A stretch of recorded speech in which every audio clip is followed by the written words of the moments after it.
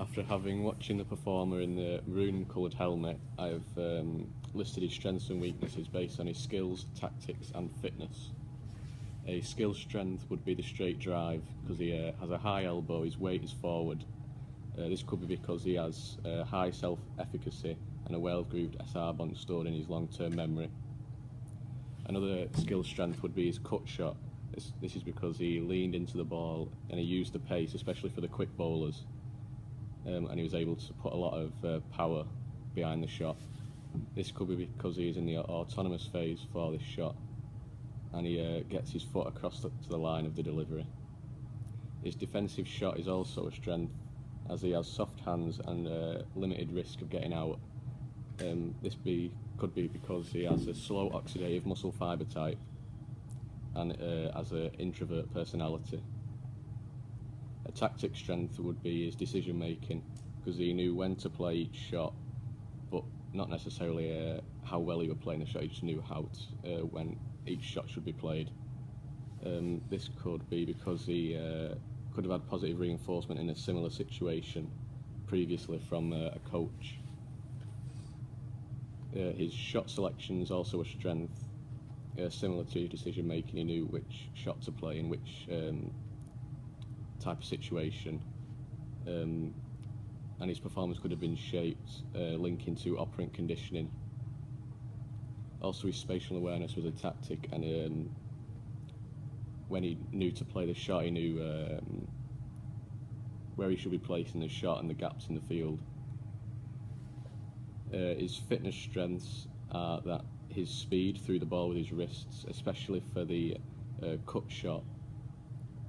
This links to Newton's second law of acceleration, which states the greater force put onto an object, the greater the acceleration. Also, his balance is a strength, as he has many points of contact and a wider base of support, increasing stability, and he has a low centre of mass.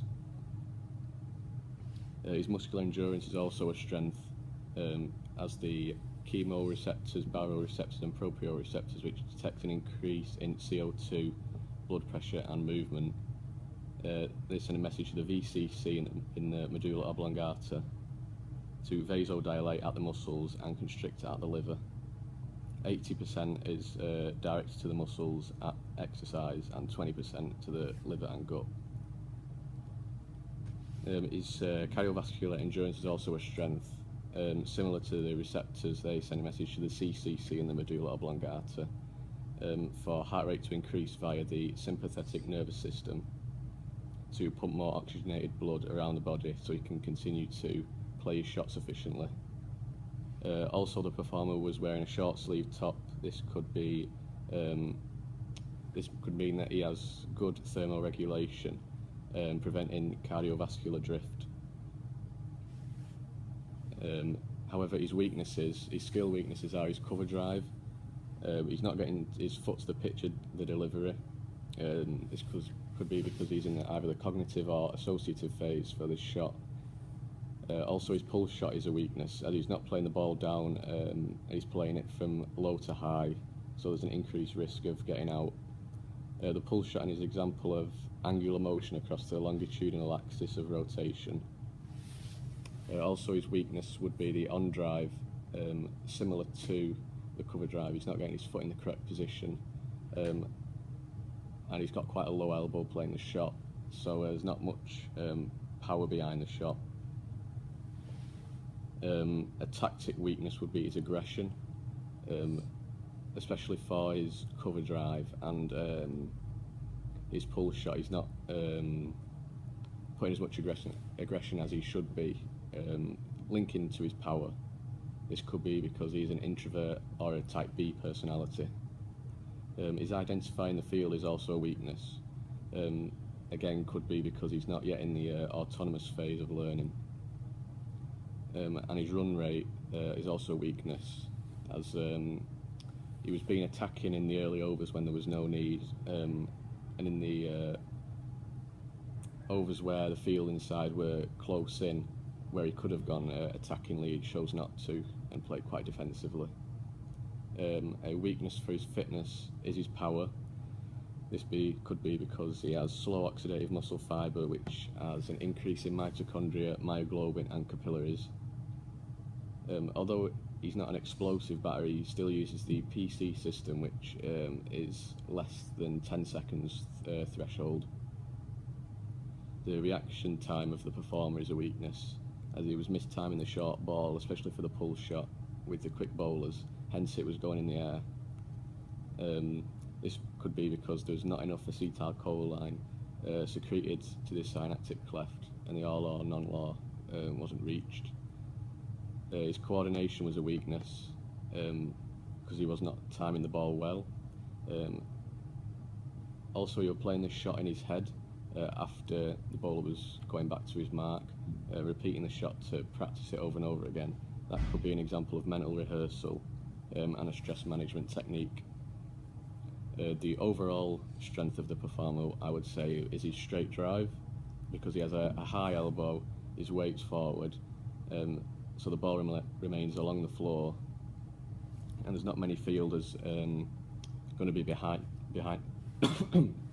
going to be behind the bowler, so he's going to score a lot of runs from that shot. His overall weakness, which I've devised a 10-week development plan, is the cover drive, mainly because he's not getting his foot to the pitch to deliver it. And from the performance, I can see that he's in the performance stage of the pyramid. Probably I would place him in the middle of the performance stage. So the time scale of the development plan is 10 weeks, 2 sessions a week, 40 minutes a session, and I've chose to do this plan over 10 weeks because it is a fundamental skill in cricket, mainly because the bowler is going to be bowling outside off stump more times than anywhere else. So if he can get the cover drive, get him playing it well, it will make him score a lot more runs than he did in the video. There is moderation, as these sessions are 2 sessions a week rather than them being all grouped together. Reversibility is going to be shown as it's a 10-week period. Specificity, the focus is going to be on the cover drive, which is his overall weakness. And there's going to be variance as the sessions differ in terms of speed and difficulty, linking to overload. As the sessions go on, they're going to get increasingly difficult and progressively harder. And periodization is going to be shown because it's a mesocycle of 10 weeks split into many microcycles of 40-minute sessions. The coaching points for the cover drive are that the feet should be apart, shoulder width or maybe more, depending on how the batsman feels, with a wider base of support which increases stability. The knees should be slightly flexed with weight evenly distributed on the balls of the feet. That is an eccentric contraction, and the knee is a hinge joint in the sagittal plane with articulating bones of the femur and tibia, and the agonist would be the quadricep group of muscles, which is the vastus medialis, vastus intermedialis, vastus lateralis and rectus femoris. Also his eye level should be square. The grip, the hands should be close together towards the top of the handle, with the top hand quite firm. The finger and thumb should be forming a V grip, and his back lift, his front shoulder and elbow should be flexed. His shoulder is a ball and socket joint with the articulating bones of the humerus and scapula, and the agonist of the anterior deltoid that creates flexion of the shoulder. The elbow is a hinge joint with articulating bones of the humerus, radius and ulna, and it has the agonist of a bicep brachii to create flexion. The bat's going to be raised over middle stump with the head still. The top forearm is going to be parallel to the ground. To the shot itself, it's going to have a high back lift. The head and front shoulder are going to lean onto the line of the ball. The top hand's going to be mainly in control, and the performer should look to play the ball under his head, close to a bent front leg.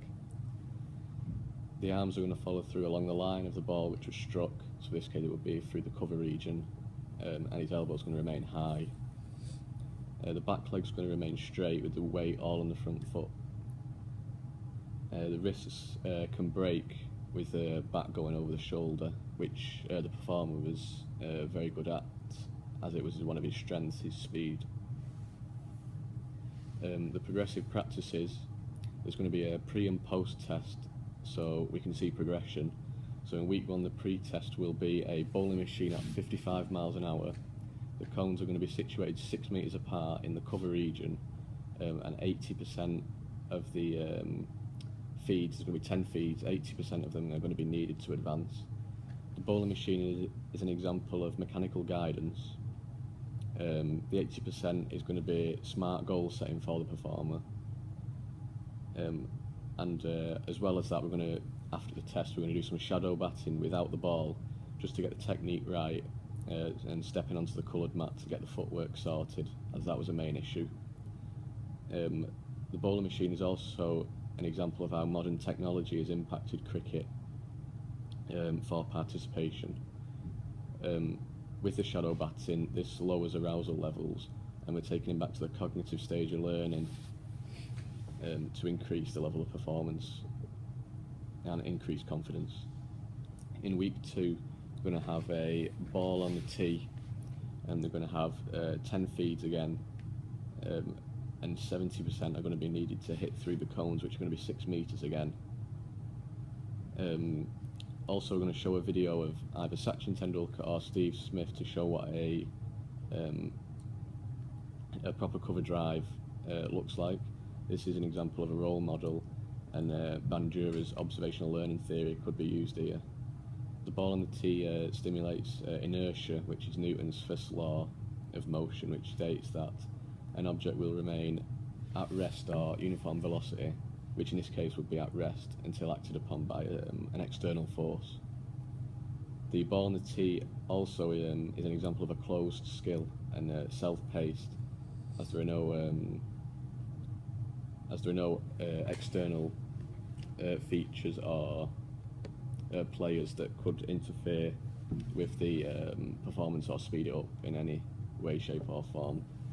Visual guidance is used again for the video.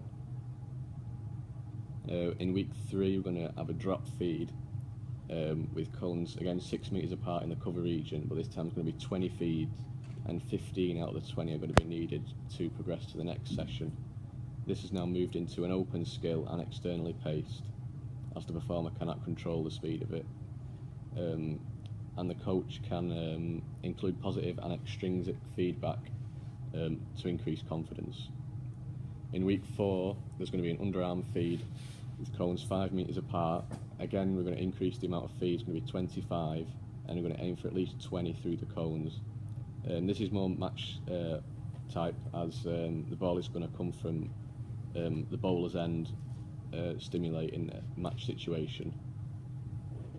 As the feeds increase, this is an example of massed practice to groove the SR bond, and positive reinforcement can be used here by the coach to strengthen the SR bond as well, which links to the law of effect in Thorndike's laws of operant conditioning.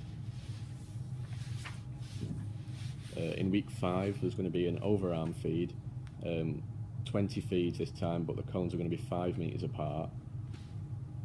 This is an example of progression and overload.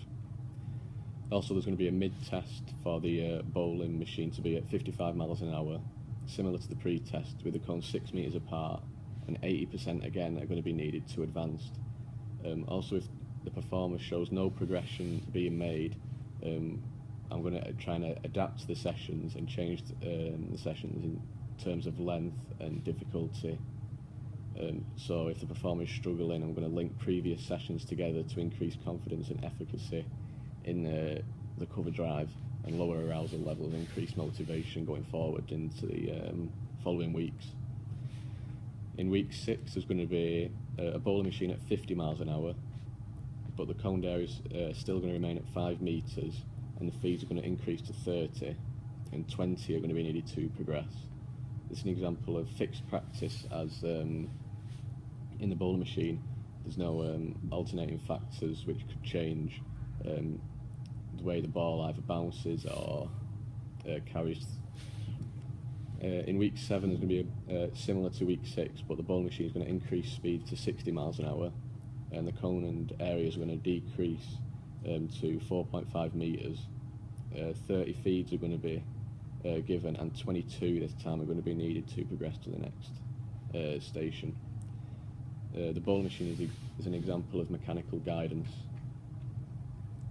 In week 8, we're going to have some bowlers bowling in a net session with a mixture of spin and pace, which is a bit more game-like. And they're going to have coned areas where the cover region would be, and we're going to situate fielders at mid-off and point region to stimulate like a gap in the cover region, so the performer's more likely to play that shot. The bowlers are not going to be bowling the same delivery every ball. They're going to be mixing it up so the performer can decide which balls he should be playing through the cover region and which ball he should be playing different shots to. And this is an example of varied practice, and the coach could use negative feedback if he hits the ball to the incorrect region of the field. Week 9 is going to be a condition game where the performer, if he demonstrates a correct cover drive in the correct position, he scores triple the amount of points or runs for hitting it through the cones. This could increase confidence and motivation going forward to the last week, where week 10 is going to be a game outside to see improvement of the performer and see if he can utilise his new skills or his newly developed skills to score more runs through the covers. The post test is going to be used with the bowling machine again at 55 miles an hour, the cones at 6 metres apart, and this time we should expect between 90 and 100% of the 10 feeds through the cones. In terms of socio-cultural aspects, the performer had a sponsorship on his shirt which links to the Golden Triangle and how that influences the growth of sport, especially cricket. Also, modern technology can be used in the equipment that the performer was using, especially in the game with the helmet and the pads and the spikes increasing grip.